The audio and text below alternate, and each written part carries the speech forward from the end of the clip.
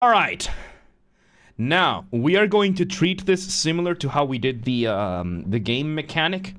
Thank you for the Metacore and D-Theory. You're welcome, Wacky. You're welcome. Welcome to today. I would apologize for not seeing it, but yes.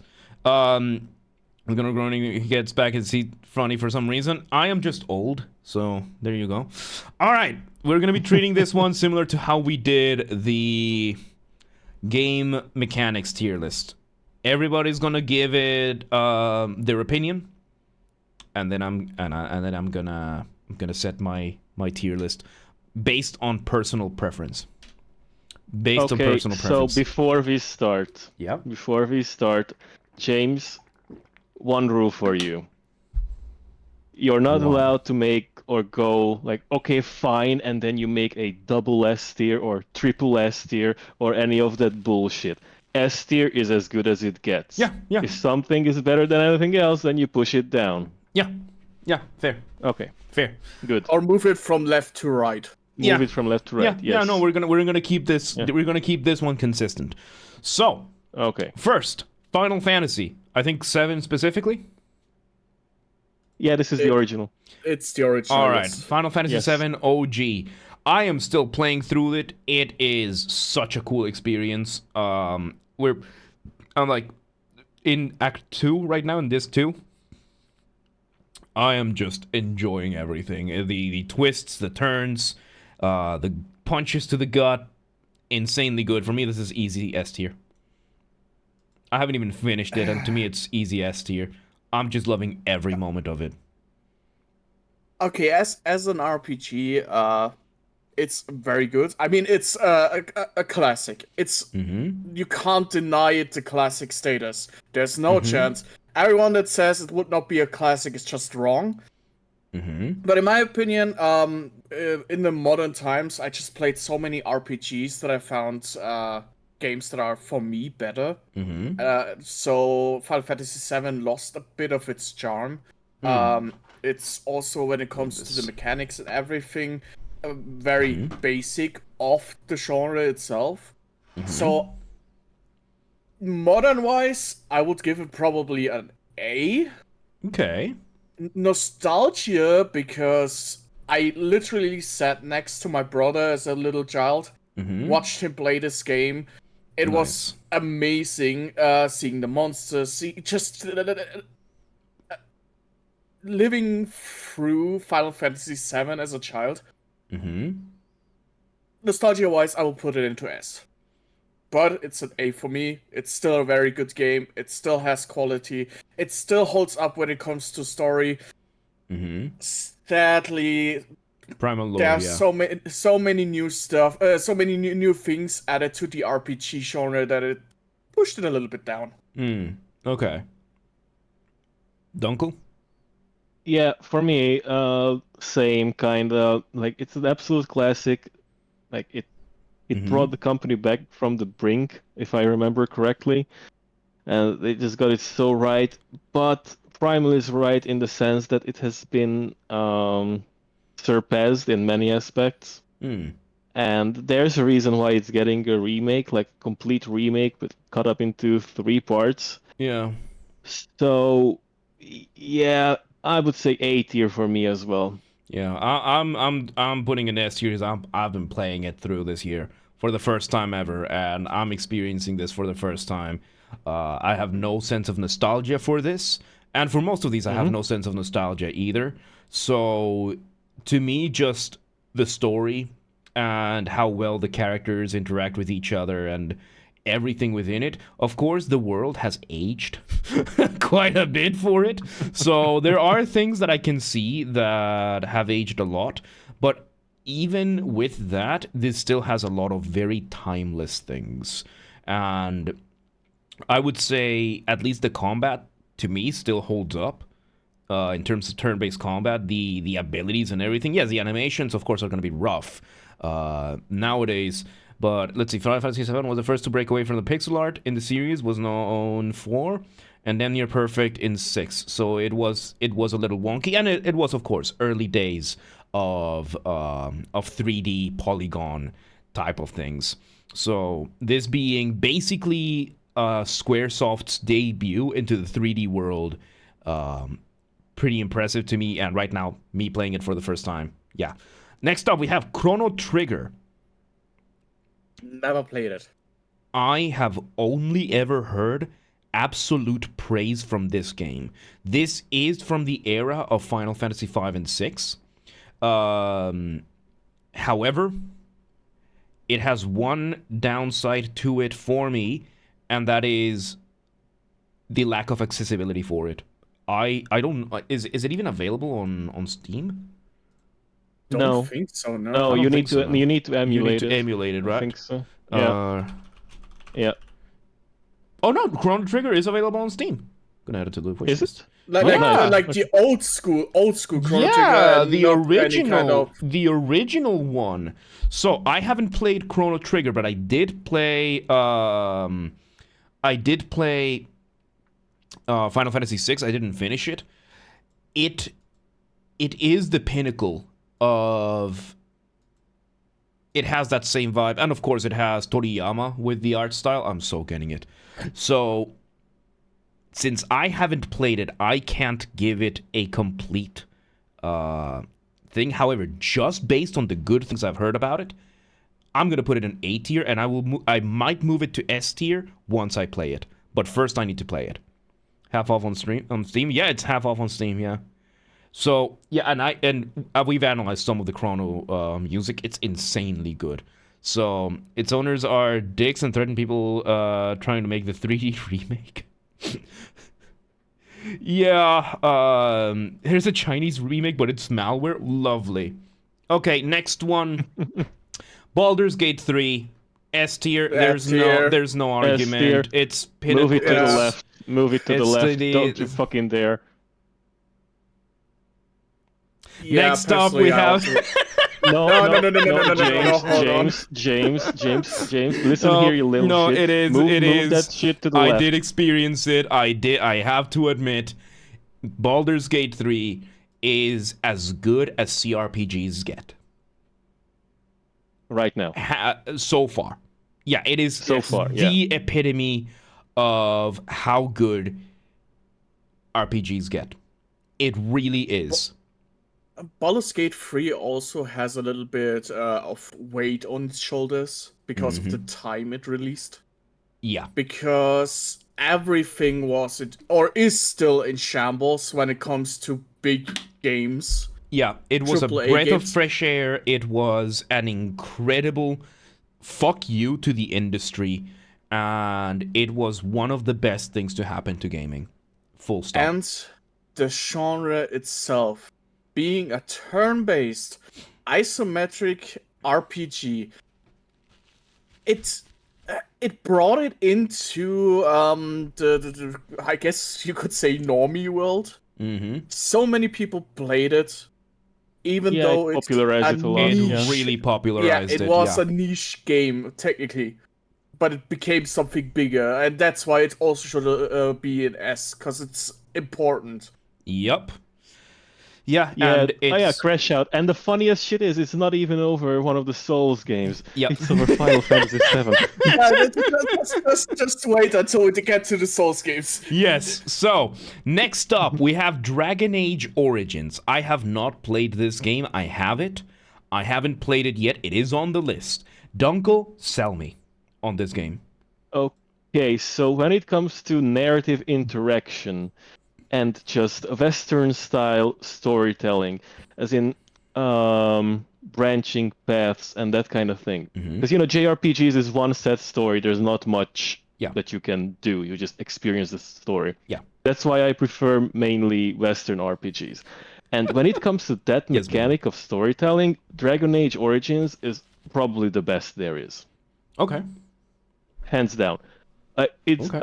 Yes, Baldur's Gate 3 has better player choice when it comes to the nitty-gritty of the small-scale stuff. How many years ahead is Baldur's... how many years ahead did Baldur's Gate 3 come compared to There's Origins? like 15 years difference. So they're riding the shoulders of giants in this case, I would say. Yeah. Okay. Dragon Age is the heart of the genre. Yeah. Let's say it like that. Okay. And Baldur's Gate 3 is literally what culminates everything into of the genre from Dragon Age on. How about gameplay? Yeah. How about gameplay? The gameplay, it's a very it's a cross between CRPG and real-time third person. So Okay. you know how you manage your party from a top-down view, Mm-hmm. and in a CRPG, and you have a third-person view as well for your character. You can switch between two modes in Dragon Age Origins. Yep. Okay. And they moved away from that in the Sequels. other sequels in the other games.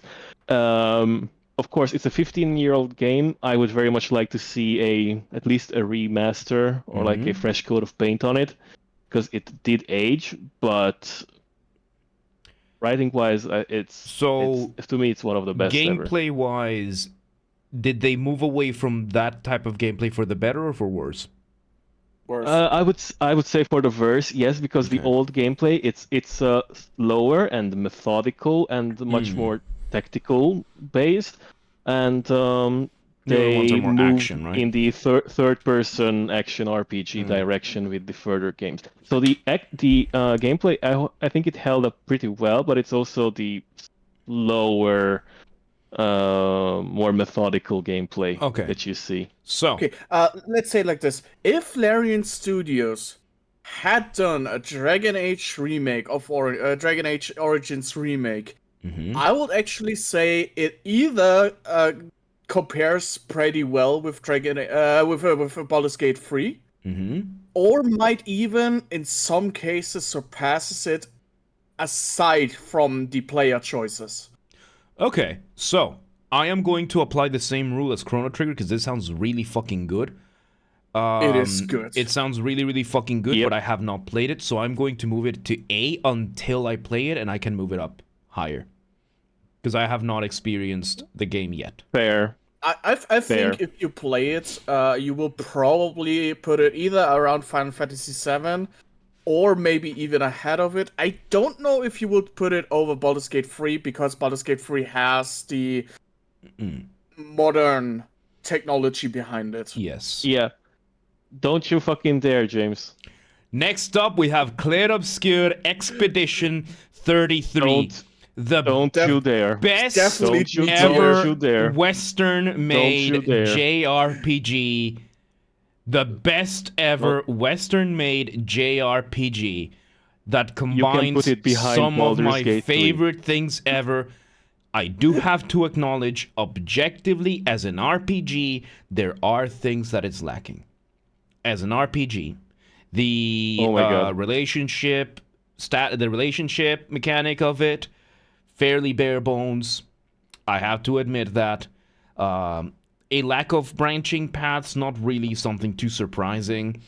Yeah, it's very straightforward. It's a very, very straightforward story. So in that sense of RPG, it does have a lot of things that it's lacking on as an RPG. So it is a fantastic game. It is my favorite #1 game of all time. I love it. It is not a good RPG. It is not a good role-playing game. It has it has an incredible story.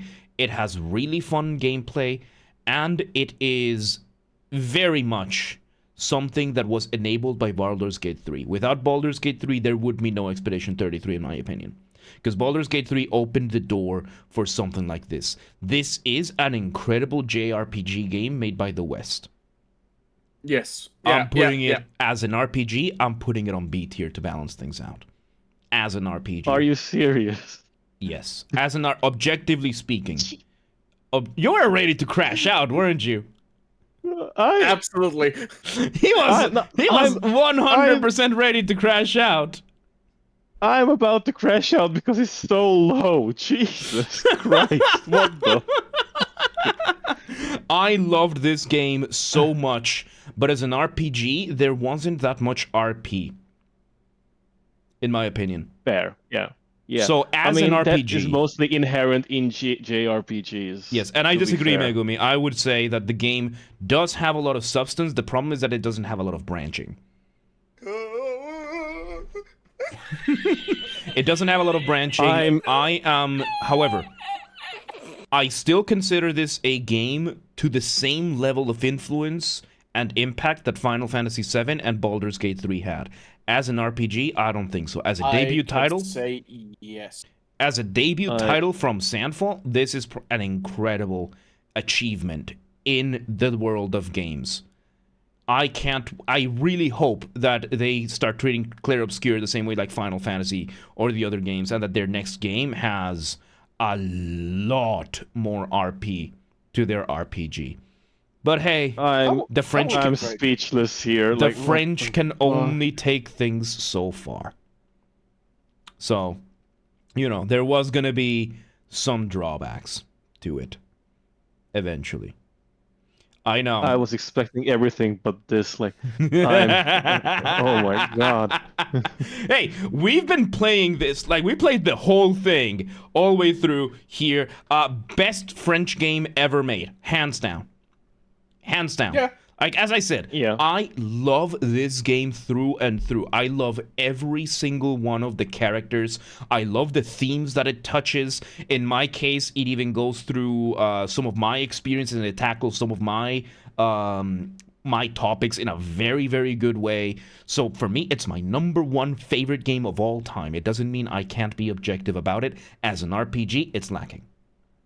As an RPG, it's lacking. It simply is. It simply is. Nuke France after we get Sandfall out of there.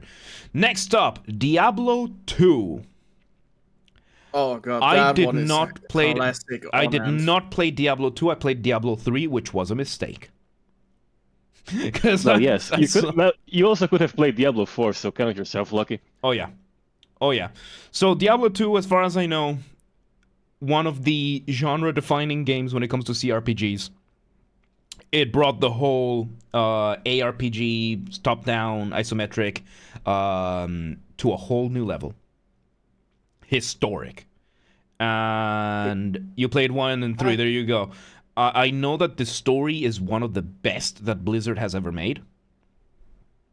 And I know that it is really fun. I really want to play Diablo 2 one day, but I'm scared of it. Might be a little bit controversial, but in my opinion, Diablo 2 is only as good as it is because of the time it came out. A product of its time, and it did not stand up to the test of it. At that time, there were just, at first, no really good isometric games.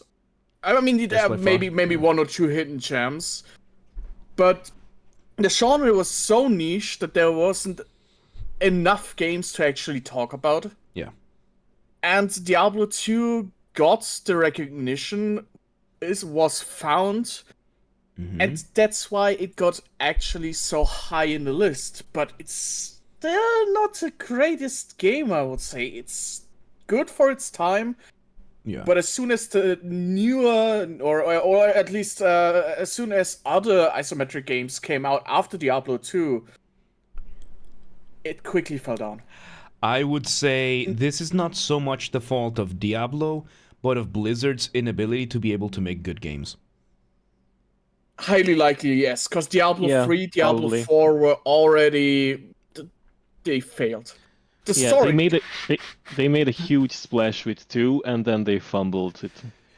From what I understand, Blizzard is a brilliant company at making addictive games. They can get you hooked on a single game, and you will be on that hook for life. They make the gaming equivalent of meth and heroin. That doesn't make it good. Yep. From what I know, the story of Path of Exile is the spiritual successor of Diablo 2. And it's where many of the fans wanted the story of Diablo 2 to go. The story of Path of Exile is pretty much non-existent. Yep. So I'm gonna put this on D tier. It is the best Diablo game by far. that does not mean it's a good RPG or a good game. It splashed for its time, and it brought Blizzard to the forefront and everything. I do not consider Blizzard to be a company that makes good video games. Yeah, I would have maybe put it in C tier, but given what we actually have still in the list and what it fights against or competes against, yeah, it's D tier. Simply not D gonna for make it. Diablo. D for Diablo. Had we a go. shit start, and its store kind of ruined it because Blizzard focused more on building a game that keeps you addicted than making a game that keeps you that is enjoyable. And they've come out and said it. They came out and they said how Diablo 4 is designed in a way that the game, they designed the menus so that you would stare at the menus longer to manipulate you into going into the store. And the fact that it's a full-priced game with microtransactions, pay-to-win microtransactions, is just scummy as hell. So, well deserved. Next up, we have Mass Effect 2. I played about 5 hours of this game so far. I am going to start it over once we do the playthrough with female Shepard.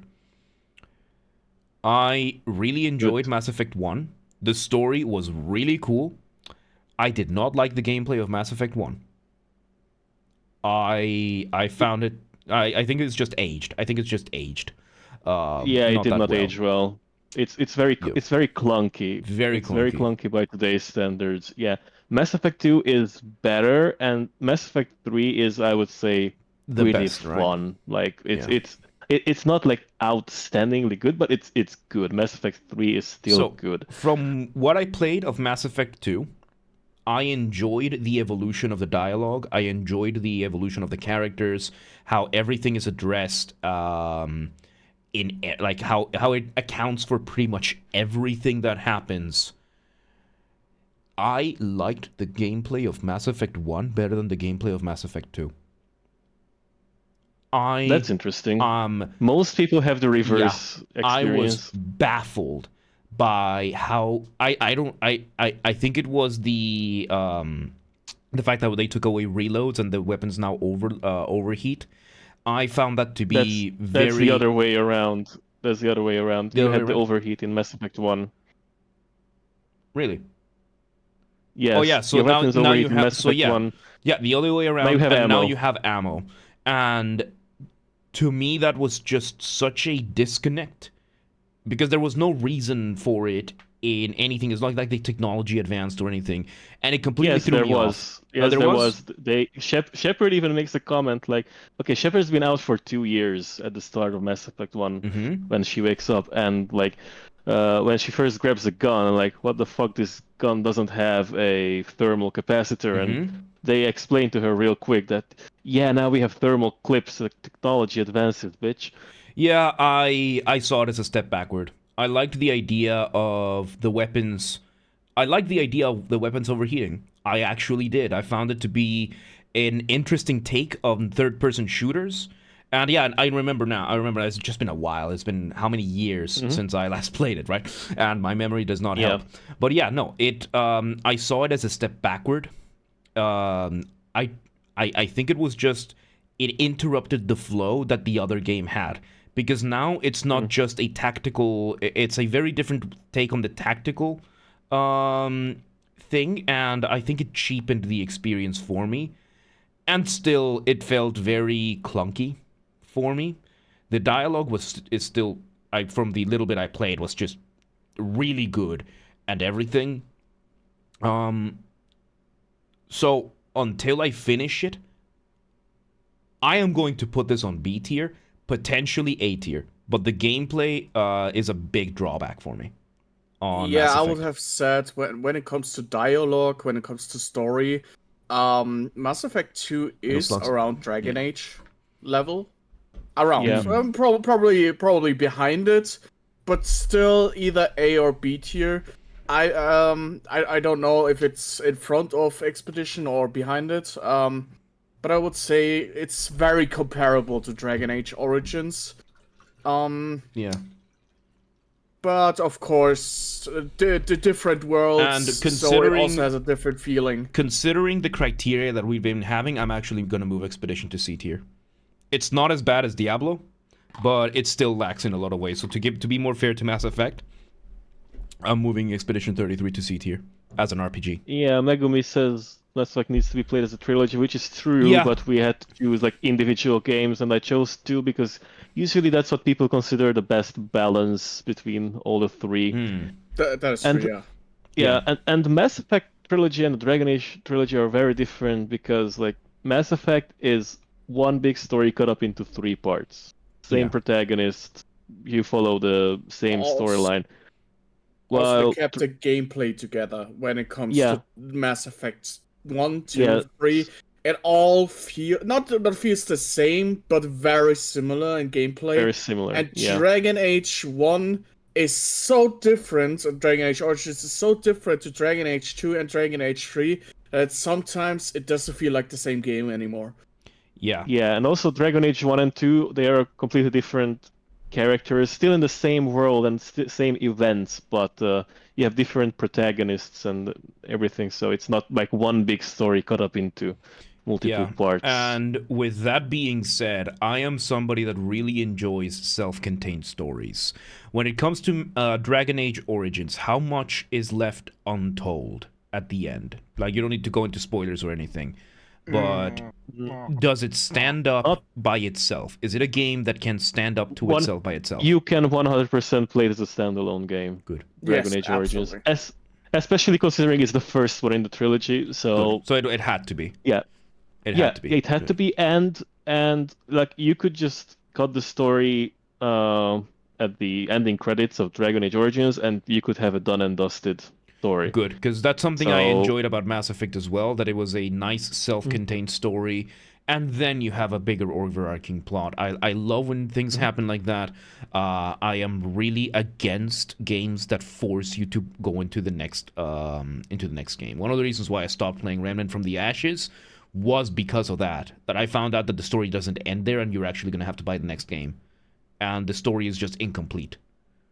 Yeah, if it's too open-ended, So- it can destroy the story itself. Yeah. Yep. So next up we have Persona 5. Okay, Primal, this is yours. Yep. So That game is just Sell me on it. difficult to say. we have analyzed a couple of the soundtracks for it. Some of them were really good, some of them were a bit more lacking. Sell me on this game. Okay, first off, the music itself, you already said it. Some is really good, some is a little bit lacking, but still good. You can't say Persona 5 has really bad music. So on that side, it's already at least B tier. Given the story is always good in Persona 5. You go through each day in this game, so you have the time to first enjoy the story, but also the gameplay, and you can decide if you want to prioritize either the gameplay first or the story first. What do you mean by each day? What does that you mean? you have like a year calendar, and you go through each single day, like morning, midday, evening, for example. Is it And- a time-based thing, or is it an event-based thing? Each how do I put it? The story is split up into multiple times. Like you have till certain dates to actually deal with an issue that appears in the game. Okay. But So in those days, you can just decide yourself what you're doing. And for example, I could just run into Zone A, do my stuff there all in one day, and then just only focus on story or only focus on different aspects of the game. Okay, so my you question, so my question here, I think I didn't give you the right question. Is the passage of time determined by real world time in like a Stardew Valley or an Animal Crossing sense, or is it based on the actions that like you trigger the? It's triggered. It's a triggered. triggered Okay. time. Okay. Megumi asks a very good question. How many re-releases did 5 get? It has Persona 5. It has Persona 5 Royal. It's got like sub games of Persona 5 Strikers, Persona 5 Tactica, and I think there is one more if I remember correctly. So technically, 5 games that play in the Persona 5 era or Persona 5 world. But they are separate when it comes to gameplay mechanic. And for example, Tactica is a tactics game, turn-based tactics. Makes sense, yeah. Striker is more hack and slash, like how's it called? The Dynasty Warriors. Dynasty Warriors, okay. And Persona 5 and Persona 5 Royal are technically Monster Hunter. Monster Hunter has its base game, and Monster Hunter has its upgraded version. Okay. And Persona 5 is like the base game. Persona 5 Royal adds to it, like not a whole DLC stuff, but definitely adds more story, adds more characters, just a little bit more polished. Okay, and quick question: the world of Persona 5, you said, so it's they're self-contained, like in Final Fantasy. Yes and no. For example, in Final Fantasy, you have the creatures that overlap from one game to the other, and you have the same with Persona 5. There's common themes and everything, but I'm talking exactly. like they're their own separate universes, basically.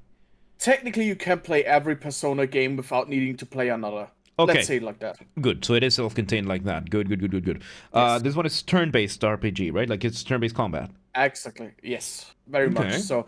I guess you can compare it to the old Final Fantasy games where it's still turn-based and everything. What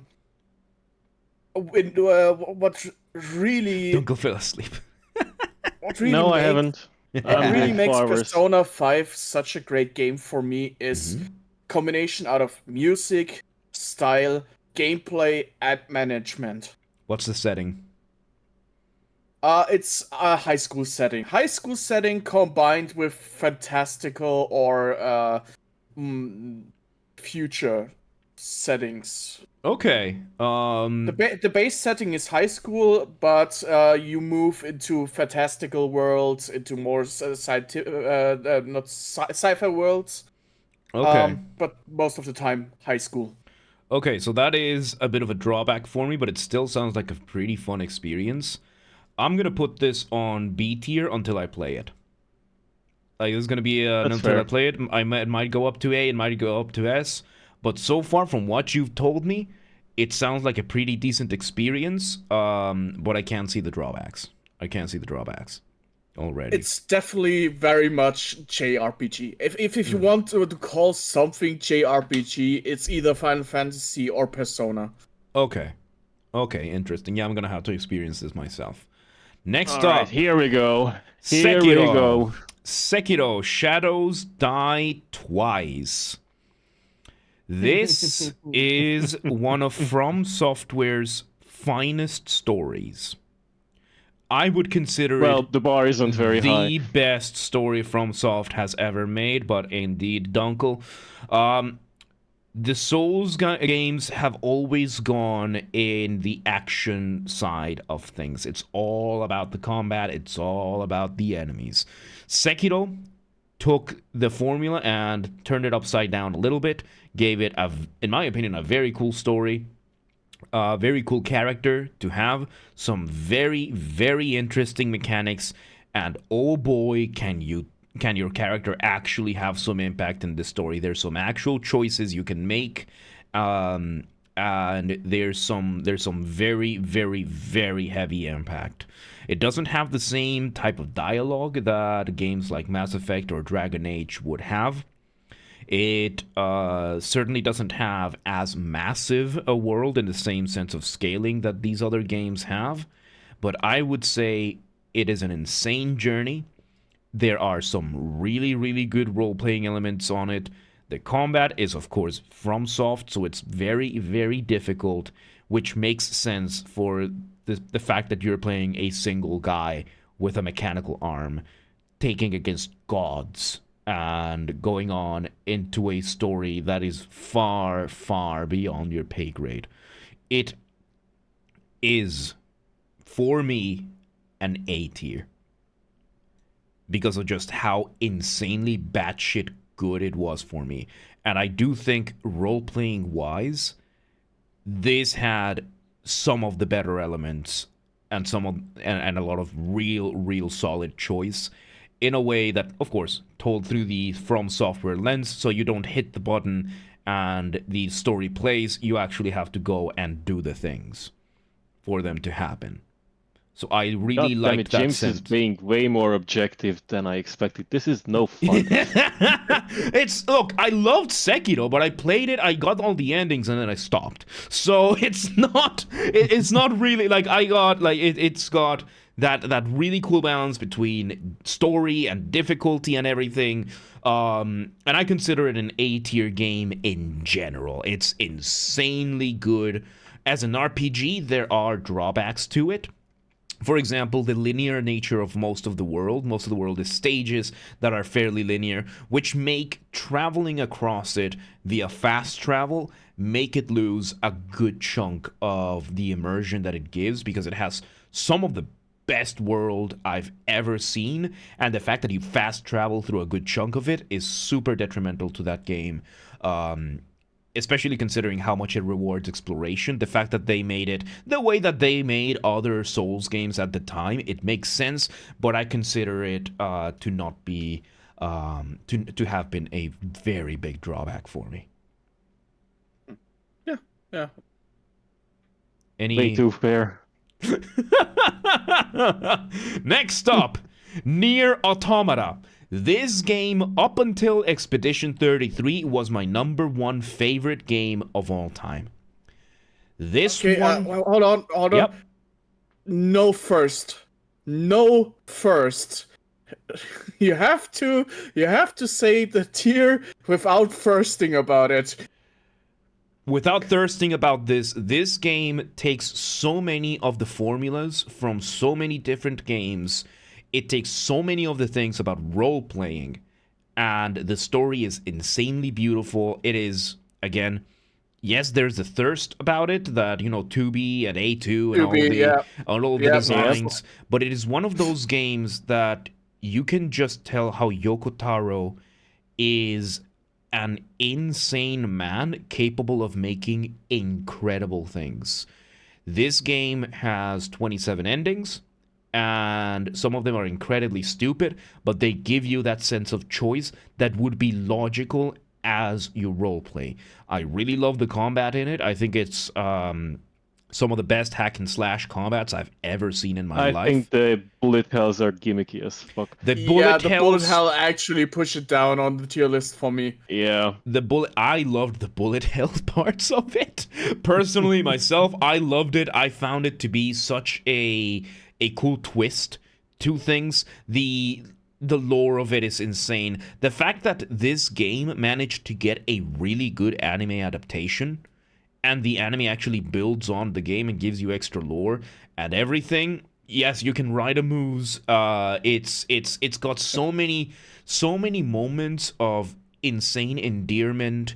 It has so many moments of just raw emotion. The story just goes into so many places, and it allows you to really feel like you're making an impact in it, as well as all the other aspects of it. To me, this is an S tier game for very different reasons than the other two. Baldur's Gate and Final Fantasy, like, these are 3 different angles of what role-playing games can truly be, in my opinion. Yeah, I am fine with that. I never played the game, but I've seen a lot of content about it. And I mean, clips from the game, not the other else. kind of content. Yeah, and of course, once you learn about Yoko Taro, it all just makes so much more sense. Go ahead. Yeah, the story and the themes of the world, they are just good, like really good. And so I can actually see it in S tier, or if I will be more into the... I haven't played it, then I would say high A. Because I'm interested in playing this game, I just never got around to it. Dunkel. I did play it, and for me, it would be A tier, higher A Hmm. tier. The bullet hells were very gimmicky for me. Hmm. The writing, I did like them. I mean, it's like you had that 1 year of philosophy class in high school where you fell asleep, but now it's presented to you with hot anime babes, so now you're paying attention. Uh, Okay, we're gonna make a quick A disclaimer. tier. A quick disclaimer. Yoko Taro level storytelling is very on par with Kojima level storytelling, and Dunkel notoriously Yeah. does not like Kojima storytelling, so this adds up to me. Like, this completely adds up. And the fact that the game still holds to an A tier speaks volumes of the game itself. Yeah, true. Although I would put him on a much higher shelf than Kojima. Kojima is an amazing game creator. Oh my God, he's a terrible writer. He he's been a little too high. He's been a little too high. That's So actually a good description. he's been a little too high, and he is a cinephile, so he loves his movies, and he's tried to draw many themes from many of the movies that he's watched, and you can kind of tell which movies he was watching depending on which games you're seeing, and he draws a lot of that. And the fact that Kojima won't admit that he likes boobs. That's something I can't respect about the man. Like, he just can't What bring about the himself. piss? The what? The piss. I think Piss. there's piss in like every Waterford. game he makes. Oh yeah, that's more of a joke, and he actually owns up to that. He actually owns up to that one. But yeah, MGS2 straight up predicted a bunch of the things that were going to happen. But I don't. But yeah, I think that was just a broken clock. Like, I love Metal Gear Solid. It's one of my favorite series of all time. I can see why a lot of the criticisms are there. Especially, yeah, like, you see the biggest one that to me was like, Kojima, what the fuck are you doing? Was Quiet from Metal Gear Solid 5. Hot babe in a bikini, and she's in a bikini because she needs to photosynthesize, and that's why she's in a bikini. He couldn't own up to the fact that he just wanted to see a hot chick in a bikini as one of the characters in his insane storyline of a video game. Yoko Taro does not have that. Yoko Taro is a lot more honest than that. When people started making porn of Nier Automata, the press was outraged, and Yoko Taro's response was, "Can somebody please put all the files on a zip file and send it to my Twitter?" That was his response. Was he also the one that likes feet? Yoko Taro? I don't know. I don't know, there's Quentin Tarantino. Yes, that's Quentin Tarantino, yes. Great Maybe, story no yeah, one care about. maybe. You know what I got near TV is hot. And yeah, like, it's I think that Stellar Blade, I think, has something like that you go in for the hot chick and you end up being blown away by the beautiful story. So what the Yeah, fuck, I mean, Twitch? even the creator admitted that the story is not that good Yeah. for So Stellar Blade. the Hope Sniper chick can't just be a skank. Yeah, there you go. So, and I liked Quiet's character. I did. It was a fun dynamic. I will always resent Konami for firing Kojima halfway through the game. So we're never getting Act 3. So I'm kind of sad about that. Anyway. I mean, Death Yep. Stranding is a good game from I liked it. Kojima. I liked it. I liked as a concept. I really loved it. The story goes all over the place. It has its weaknesses, but I mean, you as said it already. Kojima Yeah. has issues with storytelling. yeah, Yep. yeah. But I just Okay, loved Disco it. Elysium. Next up, Disco All Elysium. right, next up. I played the intro to Disco Elysium. I really enjoyed it, the whole theme and everything. I haven't gotten too far from it. It did give me a little bit of point and click vibe. Yes. Yes. Which And that is my issue. that is an issue I have. I am not a big fan of point and click. And it seems that Disco Elysium is a very callback style. It has a lot of callbacks from what I've seen. Like, it's very retro in many aspects. And it falls short in that sense to me. I did like the characters a lot, though. and I love that this I is more adore of this a. game. I know I that love this it. is more of a social, like it's more of the Material, social yeah. aspect of role playing. So the complete opposite of most of these games we've seen over here. I just can't bring myself to like point and click things. Still, with just the 3 hours that I played, I could tell this was a gem. I'm putting this on B tier It definitely is until a I gem. finish it. Until I finish it, might go up to A, maybe even S, until I finish it. The I point and love it click so just much. yeah. Like when it comes to the role playing part in role playing, this game just gets it so right. Yeah, It's I amazing. I This I the liked a game lot of the the, systems. Go ahead. the game has no combat, like Mm-hmm. whatsoever. And that's not the point. Mm-hmm. There is some point and click, like I would say it's closer to isometric than to point and click. Mm-hmm. But yeah, it has no combat. So Yeah. it's like the exact opposite of It, the it's a Souls bit games. it's a bit of a mix between visual novel and point and click with the CRPG Yeah. genre. Yeah, Mm. so I think it's gonna have a pretty good. I like so far what I got, but yeah, the start of the game relied very much on that point and click thing. I need to go further into that. Next I up, struggled as well with it. Cyberpunk 2077. This game, I I am I have very I mixed agree, feelings. Megumi. I have 100%. very mixed feelings about it.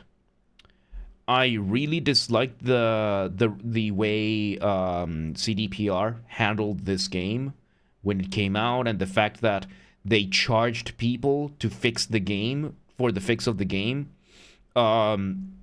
I did enjoy a lot of aspects of it. I did. What do you mean they charge? I played They it on. charge I people played it on to fix the release. game. I played it on release, and a lot of the issues there were just there. And I played it when it had all the bugs and all the issues. So in that sense, I got held back. My save file got corrupted after But I James, tried to go back. what do you mean they charge people to fix The the game game? came Like, back to life after they brought out the DLC. That's when they truly gained steam once again. That's when they recovered their momentum. And when it comes to games redeeming themselves, I will always carry the No Man's Sky as the pinnacle. That has nothing to do with the game itself. I just really dislike that CDPR did that. However, credit where credit is due. I loved the systems in this game, dude. Okay, first of all, James, what you said is not true. Like, they didn't charge to fix the game. The DLC, Phantom Liberty, came out with the 2.0 update, which was free, which was Okay. the fix. The Okay. DLC is a DLC. Okay, good. It's So not I had the that. fix. So Okay, so I that's not had that. true. I had that misunderstood. Then thank you for The clarifying. release Okay. was combined, which is why Yes. many people think that the DLC is actually the fixing part. Yeah, But that's it's separate. It's just Okay, very good. bad communication again. yeah. Okay, so I do need to give this game a fair shot. I loved the prologue. Oh my god, it was so The much prologue fun. was great. It was yeah. insanely good. It got a little bit boring for me after that because I just Yep. kept fighting the game Also to true. be able to play, and I find that incredibly. If a game annoys me for the wrong reasons, which is the game is not playing properly, I'm gonna drop it. However, just from the prologue alone, I ended up refunding the game after that because my save file got corrupted. Like I got bored of it. I stopped playing. I tried to pick it up again, and the save file was corrupted. So to me, it just gave me the ick that Bethesda gives me, and I just completely gave up on it. But I am going to give it a second chance. To me, this just from the prologue alone is A tier until I play it again. And I Yeah. get a better I was experience. actually about to say it's over Mass Effect. I didn't know if I will put it in B at What's the game? completely to the left Hmm. or just below Sekiro. So Yeah. perfect placement for me Yeah. as well. A is fair. I can agree. All right. Elden Ring. The mods make it look Here very long. we Yes. go. Elden Ring. Here we go. The pinnacle of Dark Souls games. One of D-tier. the best iterations of an open world we have ever seen. Full stop. Absolutely full stop. This game I has can't promise anything, Lazy Cat. incredible combat. This game has some of the most breathtaking visuals we have ever seen in a video game for a game that doesn't, for an ugly game, because the graphical fidelity of it is not very good. It's just the art style of it is insanely good. It is the first Souls game, technically speaking, that actually has a story. Does it? Does it though? The problem that I have is that the story is behind the DLC. The main story has a pretty straight plot. It's there. Like, the main story has a plot and it's pretty okay. But the real meat and potatoes is behind the DLC, which I have not finished for different reasons. Now, when it comes to Souls games as themselves, there is one thing that Souls games never had, and that is dialogue from the protagonist. Everything that comes from the RPG side of Souls games comes from the action, and it's from the combat action. That's how your decisions are made, same as Sekiro. I loved Elden Ring. However, Elden Ring suffers from the overwhelming open world syndrome. I started New Game Plus and I couldn't bring myself to continue it, because the world is so massive, and the amount of time you need to put into this game to get to the same points is just way too much. It's a good problem for a game to have, that it has so much content, and the content is actually engaging. It rewards exploration and everything, but the game suffers from a similar problem that Expedition 33 suffers from. In terms of story, it's fairly lackluster in terms of choices. There are some endings that you can get, but the problem is that you have to do extremely specific things that you only can get through guides, basically. You either already know how to do it or stuff like that. The other Souls games also suffered from this. Like, to get the real ending in Dark Souls 3, you have to do an insanely specific number of things at extremely specific times in the game, and you have zero indication on how to do these. So to me, a game that relies on an external source to be able to complete the game, in this case guides, is a big detractor. Elden Ring is one of the greatest games ever created. As an RPG, the combat aspect of it, the leveling that you can do, the character customization that you can do, is some of the best I've ever seen in my entire life. However, this does not reflect on the story properly. I'm putting this on B tier as an RPG. Yeah, that's what I wanted to ask about. I played Elden Ring, but not a lot. So I never saw if it was capable of having dialogue choices Never. that matters. There are some dialogue choices here and there, and usually it is good, or I kill you or I let you live. Usually those are the dialogue choices. So it's literally combat-focused storytelling. Doesn't really 100%. 100%. But the problem that Souls games have always had, and this is not a problem for Souls players, this has never been a problem for Souls players, is that these games don't tell you the story.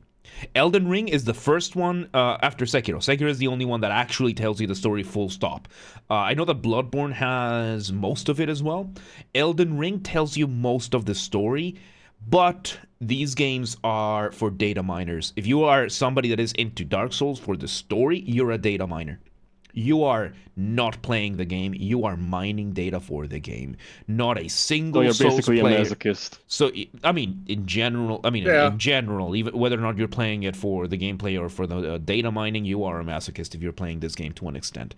And not a single Dark Souls player will have an issue with the fact that this game is not a good role-playing game. The combat is fun and everything. Not a single Dark Souls player will have a problem with it.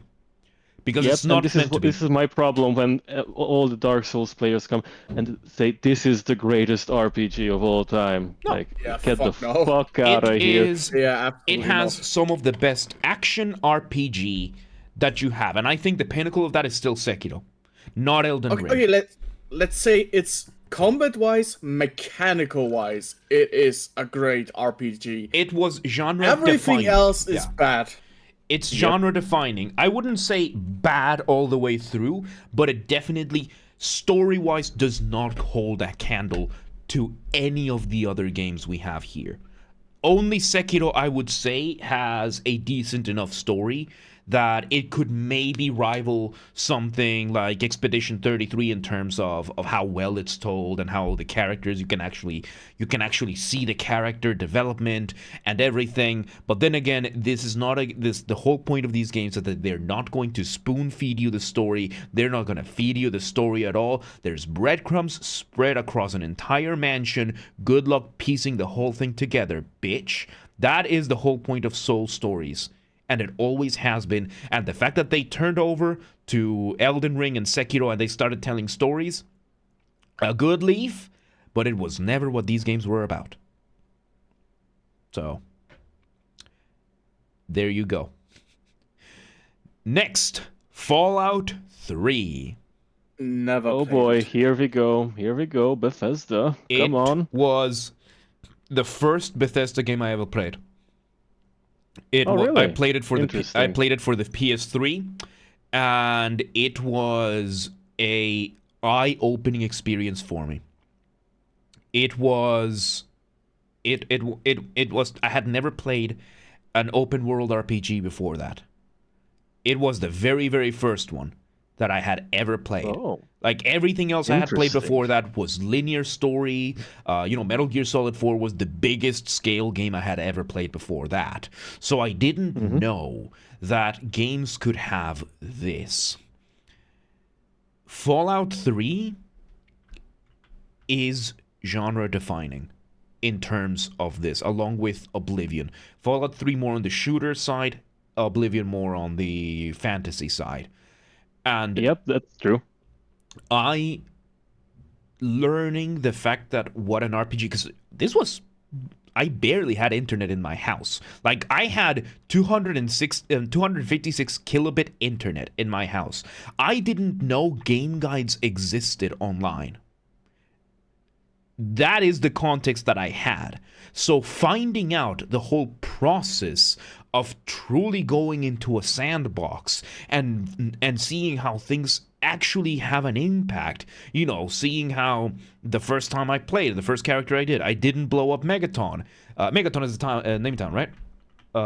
Yeah, that's right. Megaton. That's the one. And the second time I did, and I saw that you can actually have a solid impact by your choices, that to me was an awakening. The game has not aged very well. The game has not aged very well, to say the least. No, it did not. And the problem is, the more you play a Bethesda game, the worse the game gets. That is one of the big issues that Bethesda has always had because of how they build their games. Their games are unbelievably flawed, and to an extent, because the mechanics are fun.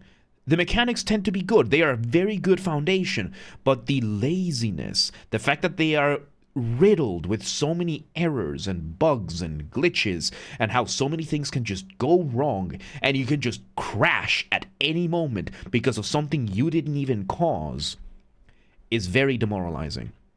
And Fallout 3 is one of the bigger offenders of that. It takes away from a lot of it. It takes you out whenever it happens, whenever you get stuck and you have to reload, and whenever the game crashes and stuff like that. That just completely draws you away out of it. It's the game preventing you from having fun in it through no fault of its own. The story was a lot of fun. Yeah, go ahead. Go The ahead. story was a lot of fun. Yeah, and for me, Fallout 3 is always a bit weird because this was the time where the Fallout series tried to be super serious for a moment Yeah. because the previous games, the isometric games, were batshit crazy, and then the following games went Yeah. in the silly direction. Yeah. But for 3, they actually tried to be like Yeah. post-apocalyptic I horror. At first I thought it was a horror game. Yeah. The way the box sold it, the way everything was described, and when I saw this was like, this is a lot more lighthearted than I expected. So it did have that issue that I think Bethesda was trying to take itself way too seriously, and especially now in retrospective, the story was okay. It was just fun. It just didn't hit. It just, oh, I found Dad. Yay. Yay! That's Although kind of Liberty Prime will always be in my heart. yes, in everyone's heart. That There were fun moments in an otherwise, I think considering that this was one of the earlier open world games from Bethesda, it Yeah. makes sense that the world is fairly barren and that there's not that much there. So a lot of the walking around is just padded. Like the world could have probably been half the size and not and the only thing that would have changed is that you would have played it a lot faster. Yeah. So I So guess story-wise, the RPG aspect is like a B. mods. And Megumi, When- that right there is the reason why I dislike Bethesda. Their games don't hold up by themselves. They rely on the community to make the games good for them. Yeah. Yeah. They need Go ahead. mods. Yeah. All of the games need mods. I mean, yes, you can play them single player, you can play them without any mods, like clean slate, everything. Yeah. Hey, probably also a lot of fun. Yeah. At the start, but then you notice the cracks, Yeah. The cracks and become then you need extremely mods evident. to finally feel good again Yep. playing this game. And that Yep. draws you away from the game. That means the game does not stand by itself. So for me, Fallout 3, with all those things considered, goes to C tier. See, yeah, I was gonna say C. Okay. Next up, Kingdom Come Deliverance 2. This was my game of the year before Expedition 33. I don't think either of you have played it yet, right? No, I No. have not. I Like only have seen the, it. the first-person melee combat drives just them? I turns know, me right? off so much. It is one of the best first-person RPGs for me ever. The way that you are brought into this very grounded story, the combat takes getting used to. That I do agree with. It takes getting used to. Once you understand the flow of it, it makes a lot more sense. But it does have the whole jankiness to it. That I 100% agree with. Oh, That yeah. is a bit of a drawback from it. Still, the amount of choice that you have, the fact that you're just living in a very, very, very believable world, the world just feels alive. And every choice you make can have severe repercussions. You have a very, very good story. I loved the story. I love the one in Kingdom Come Deliverance 1. I love how this one picks up with everything. I love the customization that you have. There are some exploits here and there that you do have. It is, to me, it was game of the year until Expedition 33 came along. It is simply a fun game. The characters are incredible. The role-playing mechanics are unbelievable. And the amount of depth that every single thing has, and the fact that you level up in this game with practice. So if you want to level up the reading skill, you have to read books. If you want to level up the alchemy skill, you have to do alchemy. So it So takes, like in Skyrim. it takes those concepts and it makes them actually good. It makes them actually good. So it's, and I don't think, I wouldn't say makes them actually good is not fair. It just takes them in a very, very solid angle. that makes sense, because the story, of course, Kingdom Come Deliverance 1, you're Henry, the son of a blacksmith. There's more complications than that, but your main mission is to deliver a sword to a noble that your dad made before he died. And it spirals into a very, very wild story. Kingdom Come Deliverance 2, you are delivering a letter to a noble, and it spirals from there.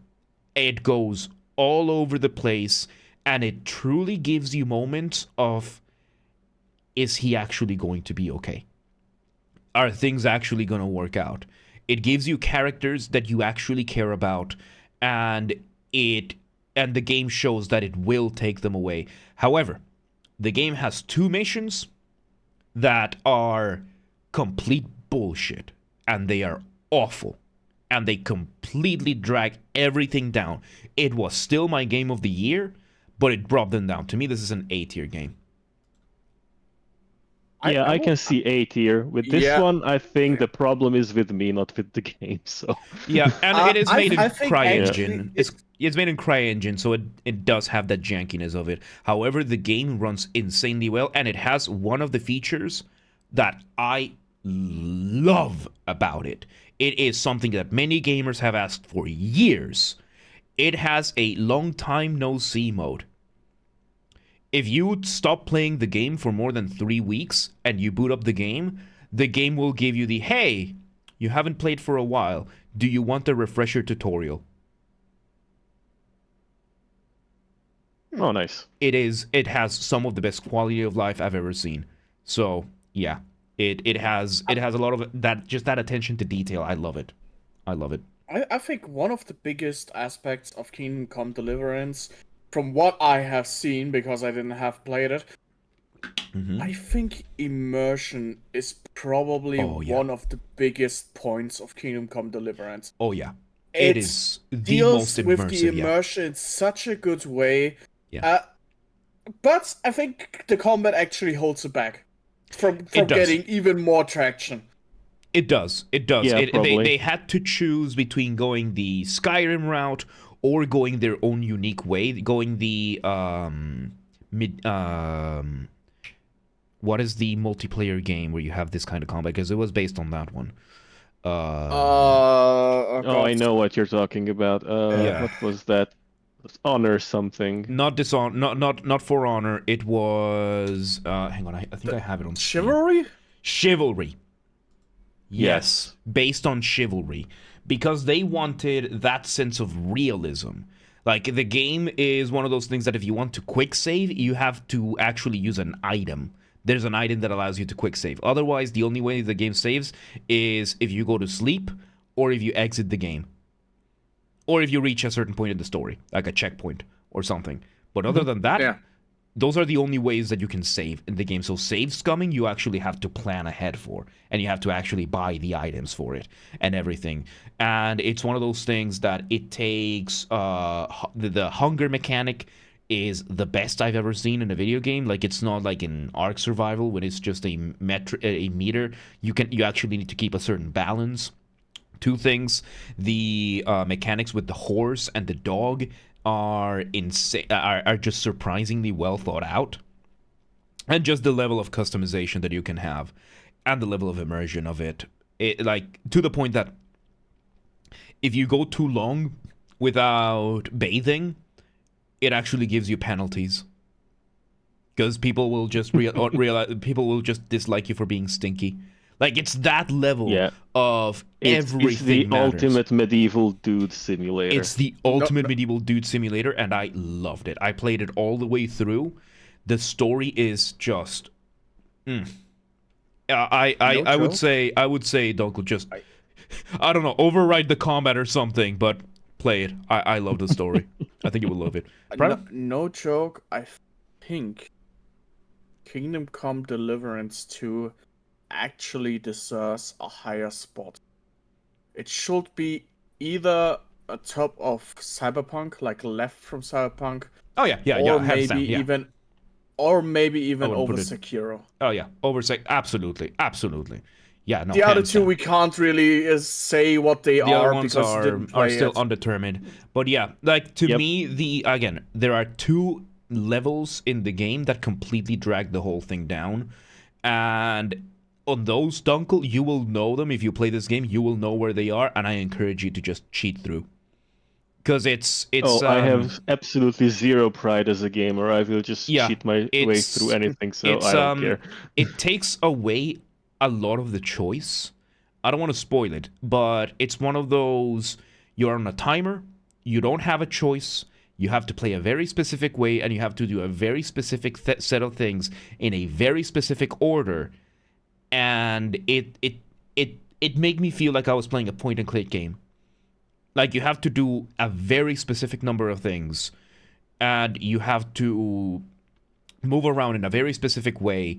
You are bare bones there, and if you play, it's game over. If you fail, it's game over. There's no second chances. For a very lackluster resolution. So and there are two of them, and there are two parts of the game that are like that. So it just brings the game down to me. It's still, in my opinion, I mean, at the time it was game of the year for me because it was just such an absolute pinnacle. But everything else really dragged it down. For all that. Next up, Okay, next. Monster Hunter Wilds. Gotta go. Primal, the floor is yours.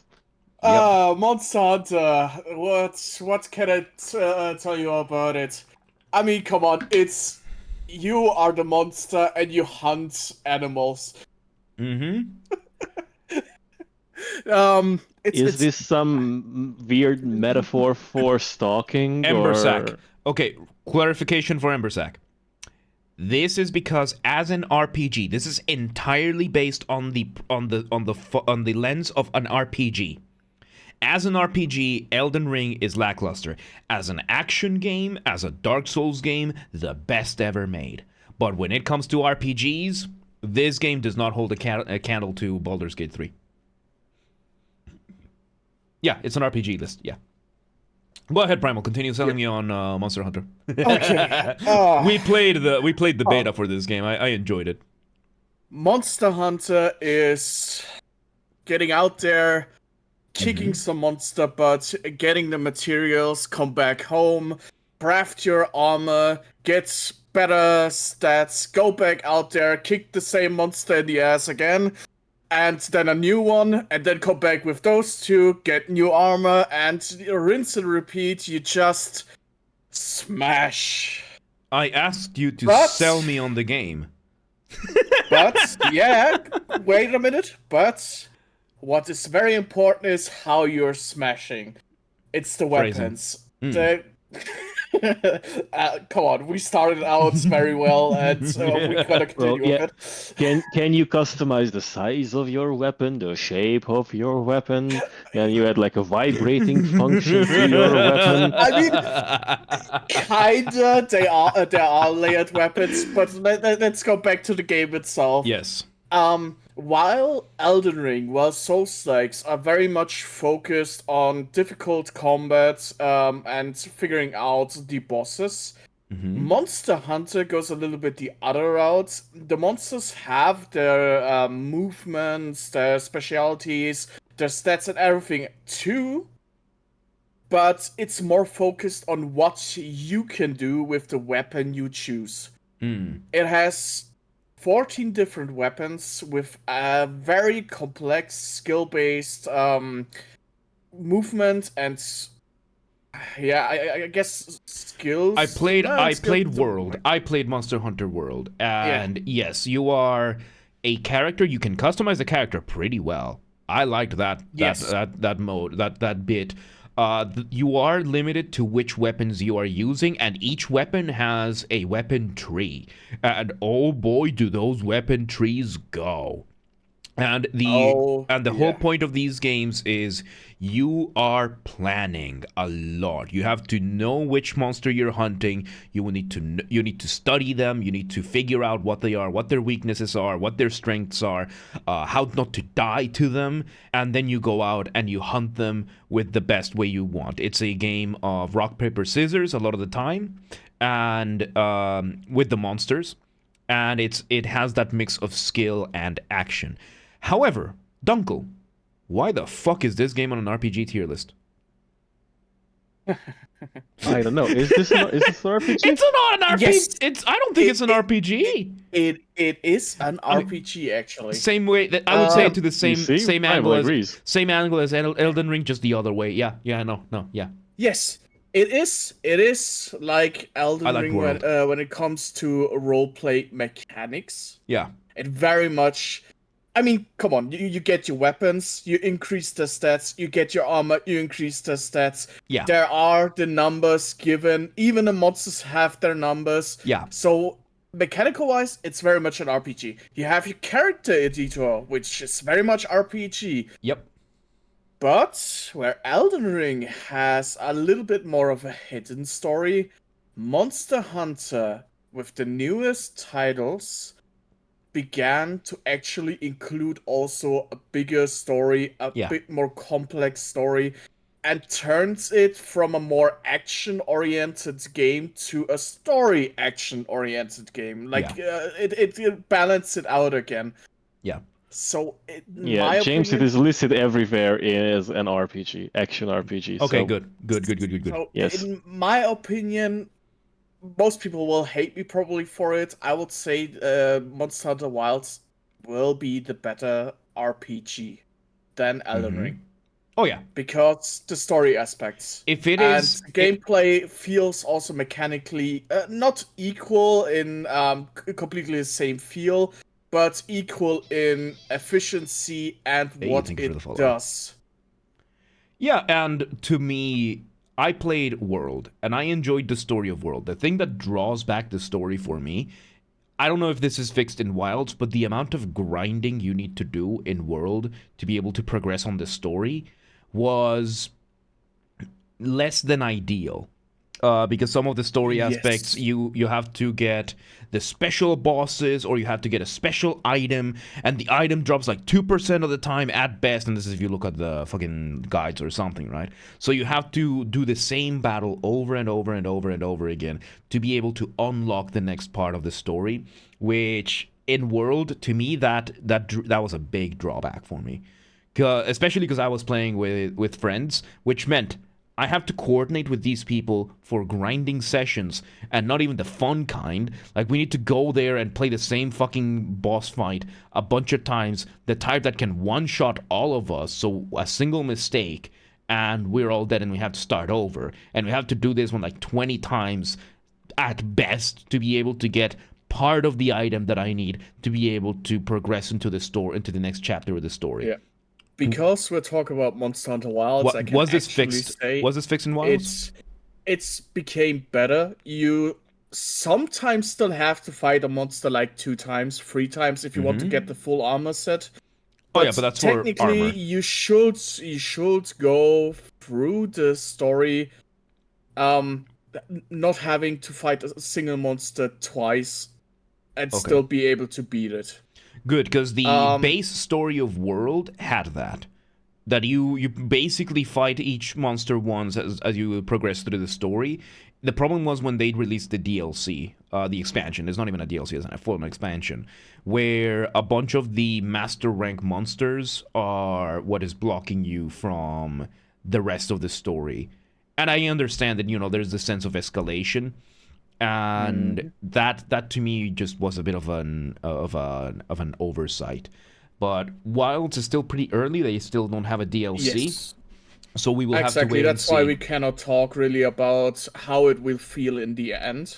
Because there will, at least in my opinion, there will 100% be a DLC. Because that is what they're going for since, I don't know, 3 generations. Yeah. Wilds brought a lot of accessibility changes. Like, it's easier to get into Wilds than World. Okay. World. Okay. And also, but in comparison to World, it took a little bit of Got it stuff here. away I as need to add well. that. Hmm. Um, it's not like bad things that it took away. It just changed a little bit the feel of exploration, made it more into combat instead of having more focus on exploration. Okay. Um, but the combat is just, as always, great.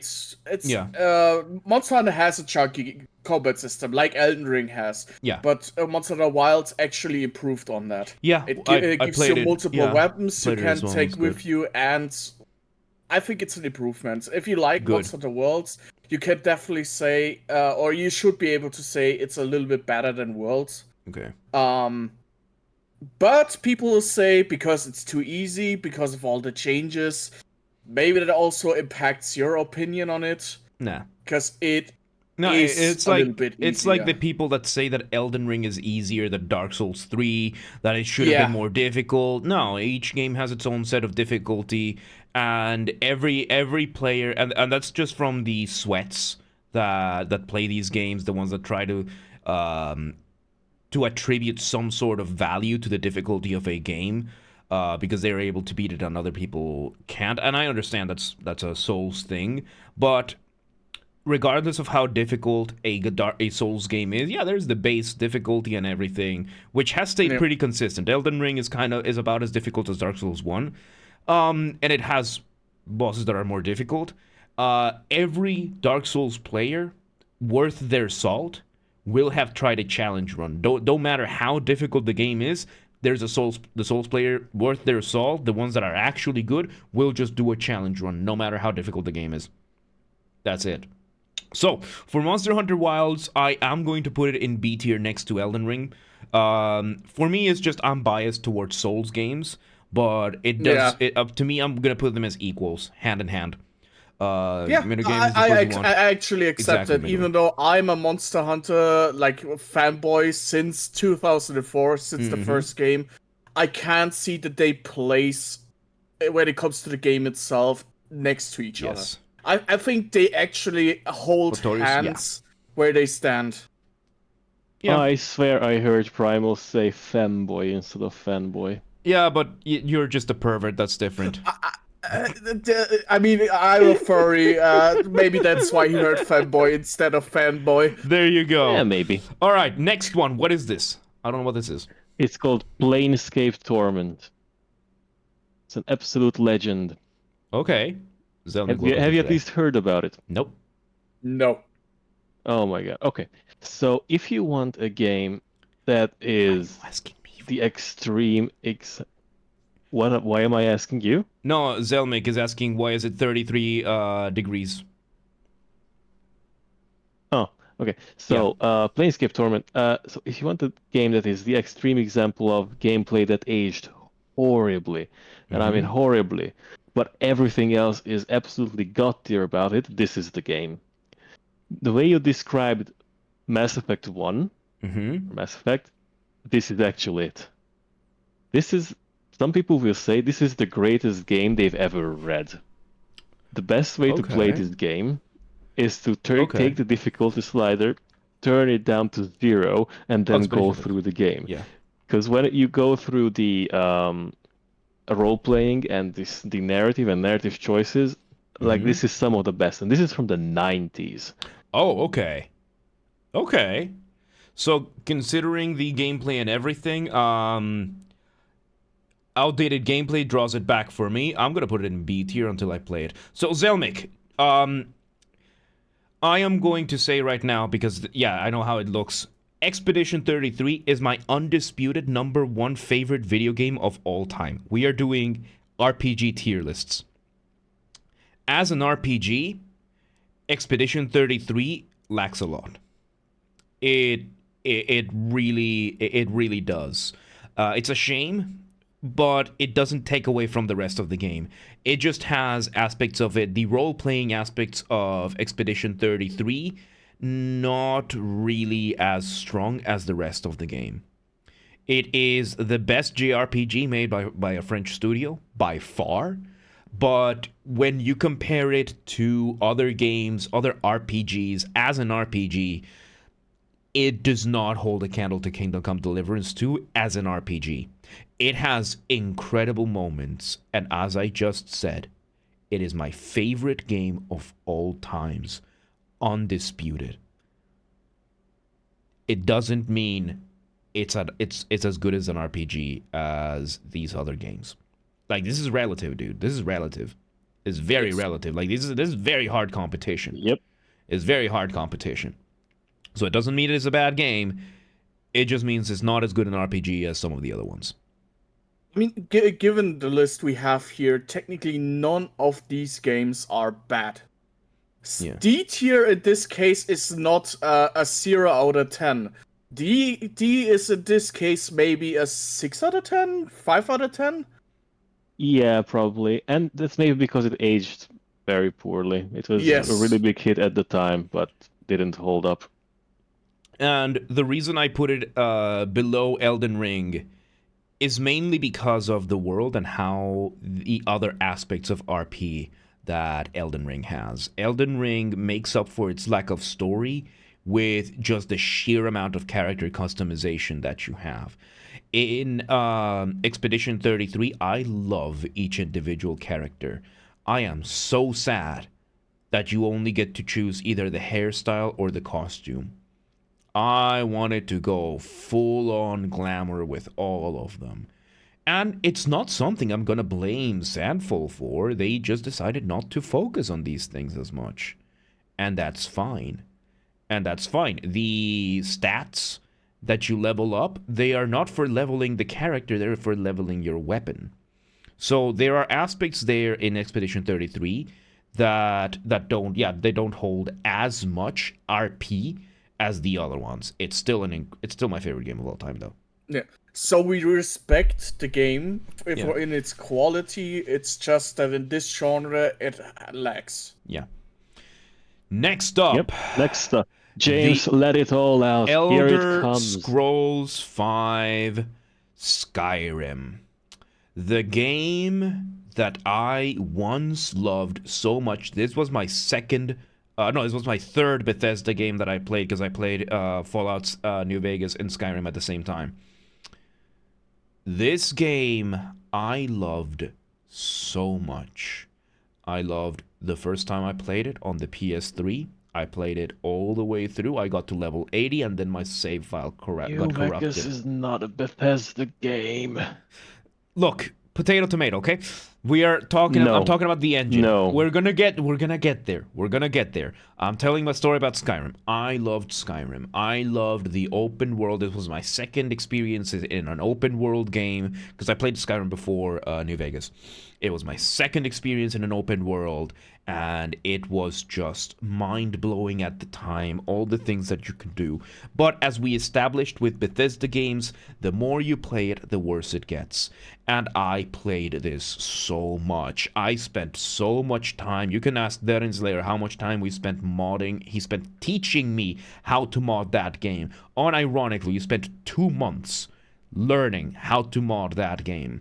And one day it dawned on me. This game is good because the players made it good. It is an incredible base game. It has a really solid world.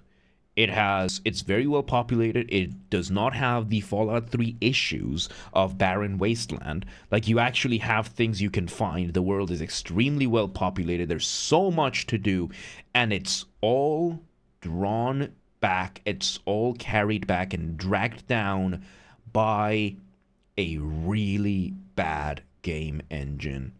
It was, I played vanilla Skyrim on the PlayStation 3 back in 2011 as well, and I loved it at the time, and so much so I bought Skyrim 5 times. I have the Skyrim compendium. I don't remember the name. It comes Elder Scrolls 1 through 5 in physical with the legendary edition of Skyrim. So I loved this game so much until I came to the realization of I did not love this game. I love what I could do with it. And yes, vanilla Skyrim, it was a fun game for me, and it went a lot of places, and it held a very special place in my heart for a very long time until I realized the cynical ways of Bethesda. They do not make good games. They make okay platforms, and then they rely on their players to make the games good for them. Biggest example, the absolute failure that was... What was the latest one? It's not Interstellar. It's the sci-fi one. Starfield. Thank you. Absolutely forgettable game. Absolutely forgettable game. And the new Oblivion game, a step on the right direction. They're finally starting to let go of the creation engine. I'm still upset that they're still using it, but it is that, and to the point that people gave them props for keeping the bugs. That's how conditioned people are. That's the fucking the Stockholm syndrome people are on these games. Skyrim, as an RPG, has so many incredible mechanics. It really does. It has incredible potential, and it is dragged back down, all the way down, because of its incredibly shit engine. I had the same issues with Skyrim as I did with Cyberpunk 2077, that I played the shit out of it, and then my save file got corrupted when I was super far. Like, I had already finished everything. So the story was fun and everything. The characters weren't that great. I didn't really care for any of it. The world is interesting. The world is fun. It's very lackluster. The lore is incredible. Yeah. But the problem is that the lore is what they built up with their previous games.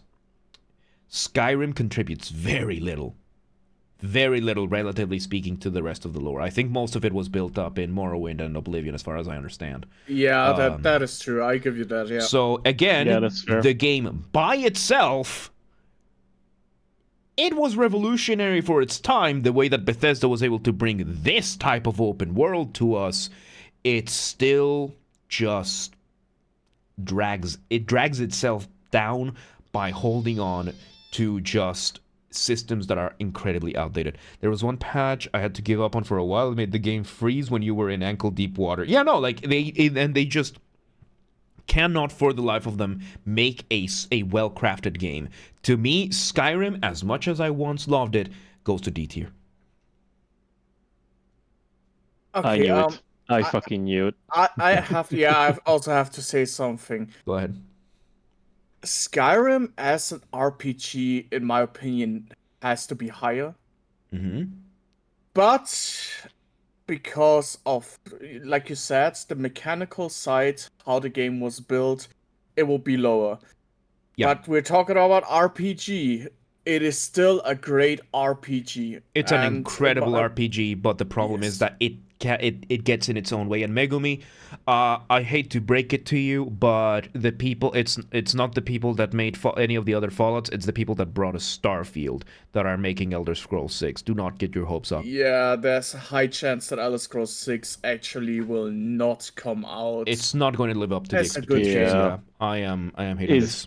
Yeah, I'm it kind of feels like it's almost like a Star Citizen. Like every now and then they drop something. But yeah, no. At least with Star Citizen, they actually let you play the unfinished build, and we can go into that conversation because they lost me. They completely lost me with the latest stunt. But yeah, Elder Scrolls 6 is, in my opinion, the last chance. Oh, their last chance to me was Fallout 76. No, Fallout 76 and they blew it.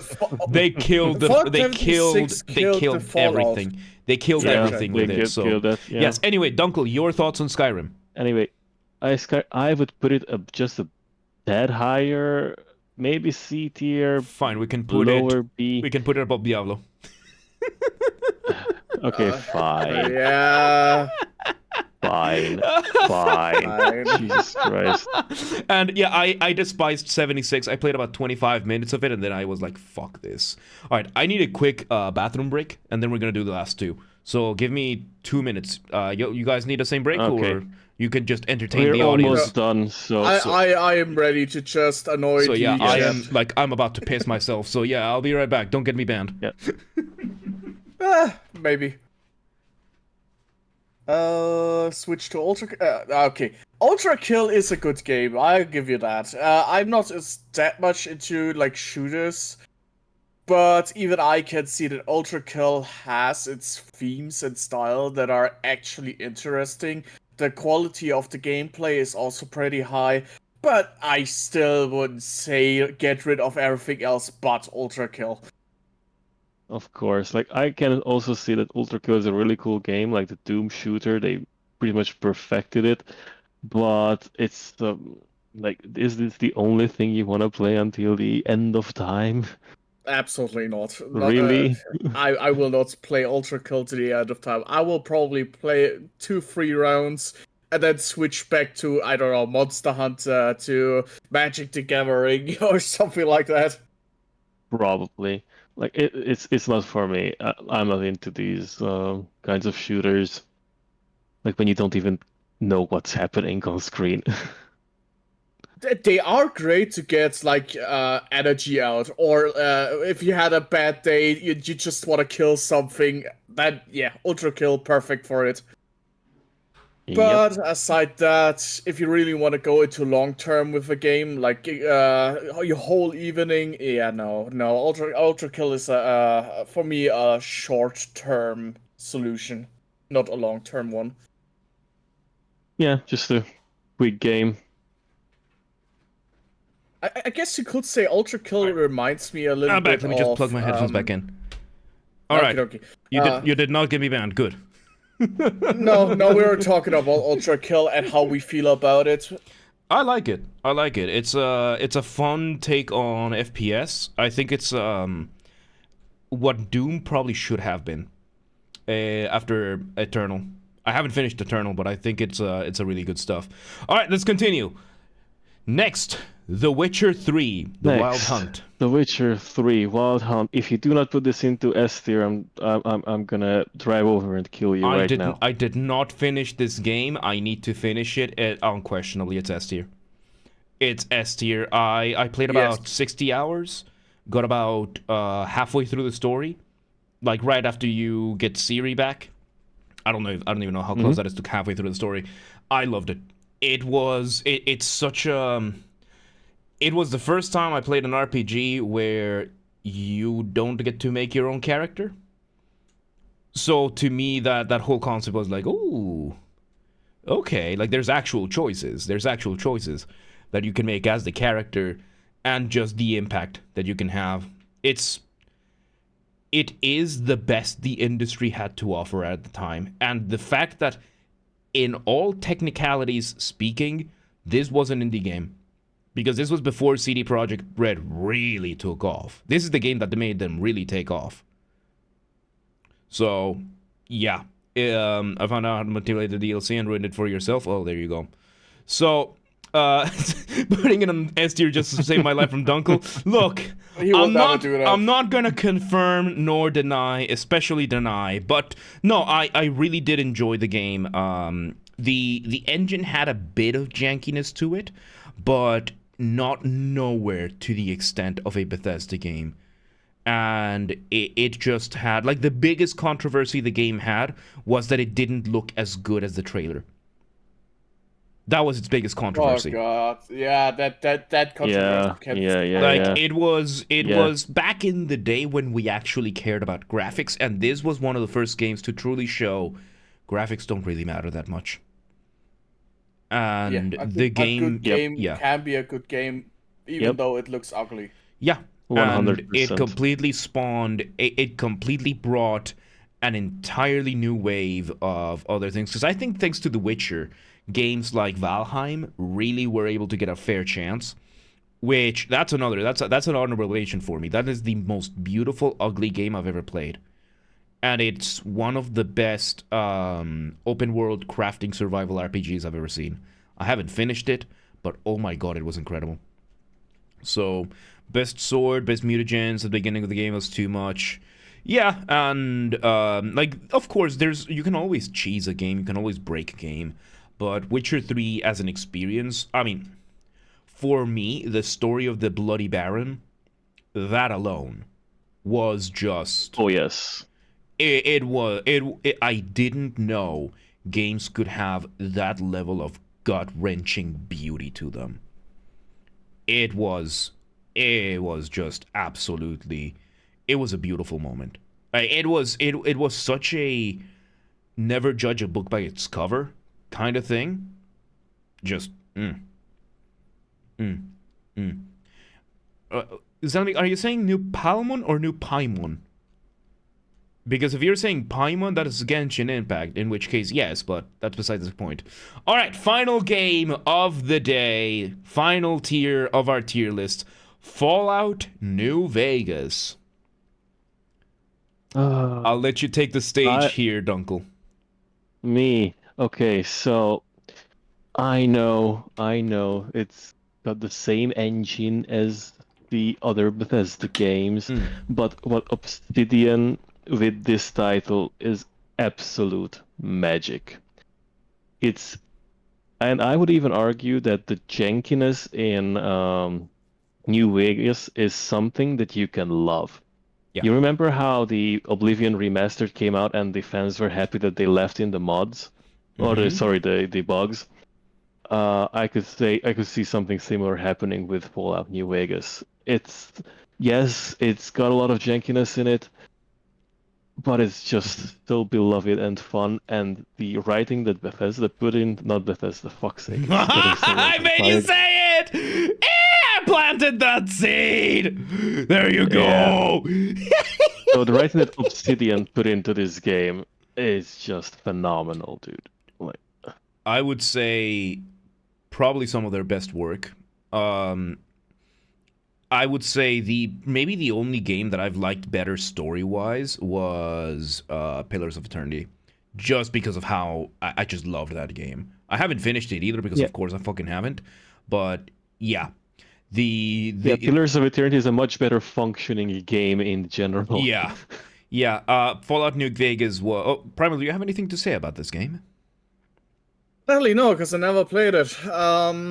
I seen some scenes out of the game itself. It looked interesting. The story that I caught was also on the interesting side.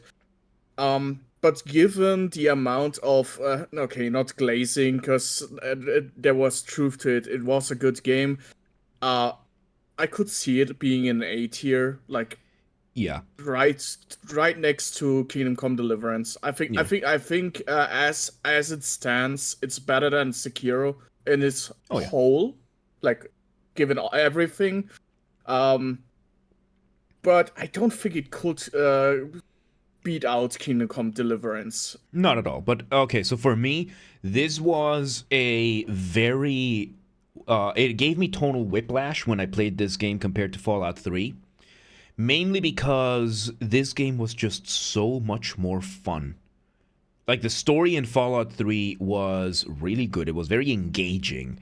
With, a lot of the parts of it was very underwhelming, but Fallout New Vegas just completely brought the whole aspect of, skill limits, skill tests being done properly, the way they engaged, the way they hooked me with the story right from the start.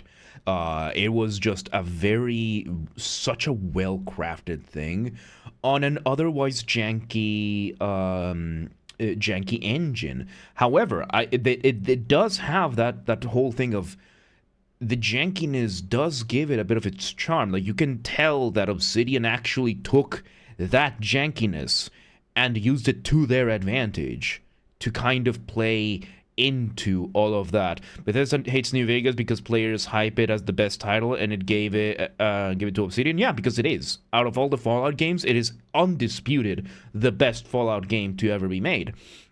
Like, yes, the engine has aged horribly, and some of the issues with the engine are going to stand the same way as they did in Fallout 3, not to the same extent.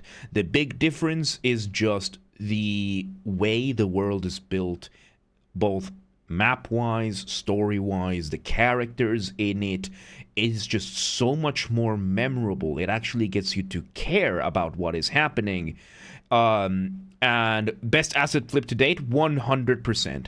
And it showed us how Obsidian works really well when provided an existing structure for something like a game engine, and it just completely I think it's one of their strongest titles in general. It was so much fun to me. It did have, to a lesser extent, the same issue of Fallout and Skyrim, that the more you play it, the worse it gets. But it was mainly the engine. The content itself is the complete opposite. So it balanced out a lot that way. It is one of those games that I would love to see in something like an Unreal Engine remake, because I think this game could absolutely hold up in something like that. I think 100%. they went. Yeah, I could see absolutely. the Oblivion remake being Smash, done with the Fallout New Vegas. Yeah, like I want something it like so that. bad. As long as they finally move away from the creation engine, I would love to see that.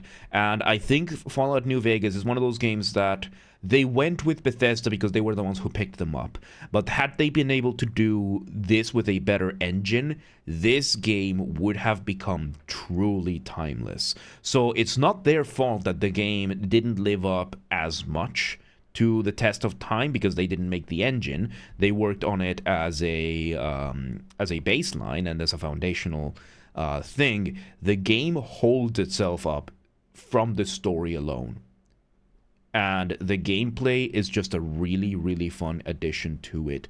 But the story and the interactions and everything that you do with it just brings it easy. And it's easy to mod as well, and it doesn't have the same issue that Bethesda games have. This game is already good, and the mods make it even better. So for me, I 100% agree. Not 100%. I would put it just under Sekiro because of how the gameplay has aged. If this game gets a remake on something like Unreal Engine, that's instant S tier.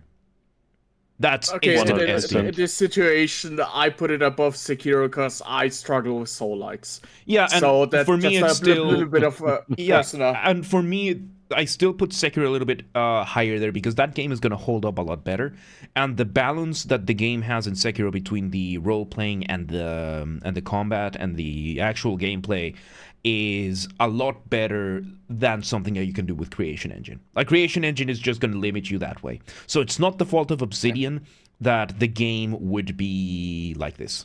So the Oblivion remake still has horrible performance of the original. The problem is that with the Oblivion remake, they decided to run two engines at the same time on the game. So the Creation Engine is running the calculations, and the Unreal Engine is running the rendering, which is such a Bethesda move, in my opinion, because it is probably the least efficient way they could have done this, and they went out with it.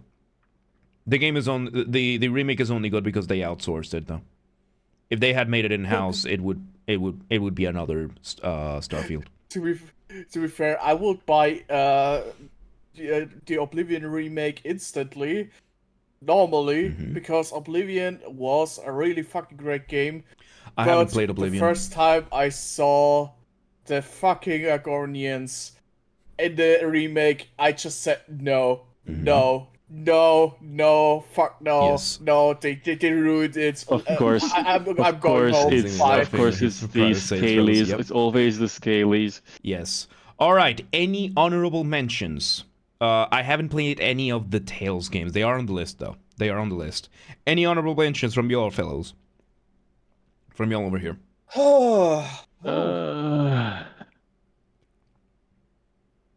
No tier list for them. Just honorable mentions. Okay. I do have a couple. So if y'all don't have honorable mentions for me, Darkest Dungeon. Shoot. Darkest Dungeon. It's such the whole concept of the psychology meter. I loved it. I absolutely loved it. The sanity meter is insane. Yeah, we're gonna go to sleep after this. After that, I know it technically doesn't fully count as an RPG, but I would say No Man's Sky. It has a lot of elements to it. It might not go higher than B tier, but that game has been incredible in that sense, in my opinion. It's such a open world. It's such a cool things. Red Dead Redemption 2 is also another, I would say, yeah, to a very different extent, because Rockstar games just hold up in a very different way, because they're kind of like action. There's an element of roleplay to it, but it's just in such a different plane of view that it's difficult to put it there. Pillars of Eternity, of course, honorable mention from me as well, and from what I can think of, yeah, that's that. That's Okay, I found actually an honorable mention from my side. Mm-hmm. It is not known, Stalker or 2. at least not as popular, but it's Wildermyth. Wildermyth is such a great, awesome game. I can actually recommend it as well to you, James. Okay. It's in the genre of turn-based strategy games. Ooh, Think okay. of like D&D or Pathfinder Mm-hmm. as a video game. Just a little bit Okay. simplified in some cases. Ooh. Added visual novel to it and campaign gameplay. It's Nice. as a role-play game, very good. Mhm. Mechanical-wise, very good. The only thing probably that most people will not like as much is the very simplified graphic style. Okay. Okay. But yeah, Wildermyth is definitely something people should Persona check 4. out. Yeah. Okay. Yeah, I think other games in the series we already mentioned. I think that goes without saying, right? Like Mass Effect 1 and 3 is obviously a couple of honorable mentions. Persona, the other Personas, the other Final Fantasies, those are obviously honorable mentions. I should say not all of the Personas. Persona 1 and 2 might be a little bit too off from everything. But when it comes to Persona 3, 4, and 5. These three titles are probably the best what the Persona series as a whole can offer. Okay, nice. So yeah, that is going to be it. We ended up being live for nearly 7 hours. I had a lot of fun. It